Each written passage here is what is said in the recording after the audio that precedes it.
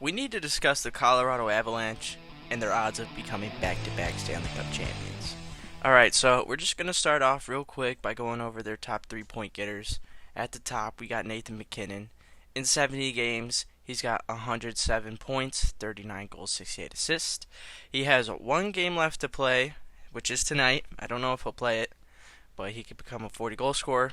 Kind of went into detail about Mac in my video about new players who hit the 100-point mark for the first time. I suggest you guys go watch that for MacKinnon and Mikko Rantanen, who's our next guy. And Mikko Rantanen in 81 games, he's got 103 points, 55 goals, 48 assists. I talked more into detail about their seasons and just about who they are and what they did previously, so go over to that. I want to go over to Cale Makar now.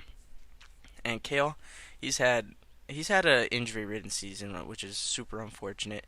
He's played only 60 games, and in those 60 games, he has 17 goals, 49 assists, and 66 points. So still doing Cale Makar things. He's got 17 goals. If he played at least another 10, he would have probably at least 20 goals. And we saw Erik Karlsson hit 100 points this season, and he had 25 goals. If Cale Makar wasn't hurt throughout the season and played a full 82, I think he'd have more points than Erik Karlsson, and I definitely think he would have become the first defenseman in a while to hit that 100-point mark. We'll see if Cale comes back for Game 1 in the playoffs. It doesn't sound like anything super concrete yet, but it does sound like Cale might play Game 1. So I want to talk about some of their additions they made throughout the season and even before the season. At the trade deadline last year, they picked up Artturi Lehkonen, Mr. Clutch, and Artturi is having a good season again. We know he's a playoff performer, and we'll have to see if he does it again this year. I wouldn't doubt that he does. He just knows how to get clutch goals at the right time. They also picked up Evan Rodriguez at the beginning of the season. He came over from Pittsburgh, and Evan Rodriguez is just that super solid depth piece. Evan Rodriguez is also more of a playoff performer, and he loves those intense situations. Throughout the season I watched, he would always get like the go-ahead goal or a game-tying goal. I think he'll play a huge part in the playoffs this season. I want to throw it over to goaltending, and obviously last year the Colorado Avalanche had Darcy Kemper, and I think what they have this year, honestly, is much better. They have Alexander Georgiev, who is their number one goalie. In 61 games, he has 39 wins, 16 L's, and 6 overtime losses. And he's got a .919 save percentage. That's really good. And especially when everyone on this Colorado Avalanche team has been injured, to have a save percentage like that, it just shows how good of a goalie Georgiev is. And he learned from the best in Shesterkin last year. So I knew Georgiev would have a fantastic season with the Avs this year, but I didn't think he'd be this good. So watch out for him in the playoffs too. Alright, and finally, I've been saying it throughout this whole video, but we gotta talk about their injuries going into playoffs now.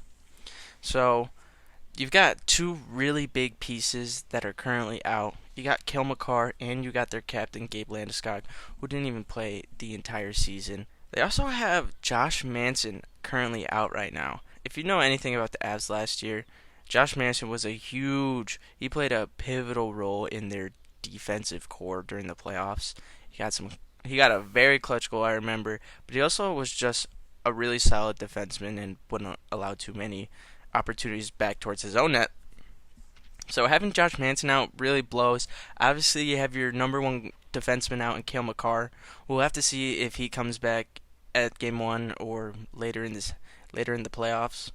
But I think what's really going to hit them is just Gabe Landeskog. I don't think he's supposed to be coming back for Game 1.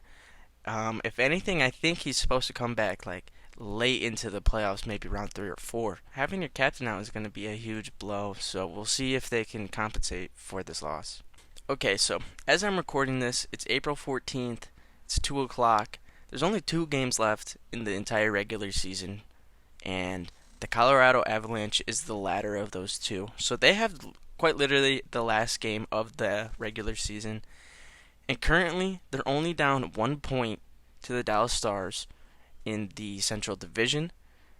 The Dallas Stars have 108 points. The Avs have one game left, and they are at 107. So if the Avs beat Nashville tonight, they could become the number one seed in the Central. I think this plays a huge role into how far these Avs could go this season. So let's just ponder. Let's just think. Let's just say the Avs win tonight. They're the number one seed in the Central. That means they'd play the Seattle Kraken.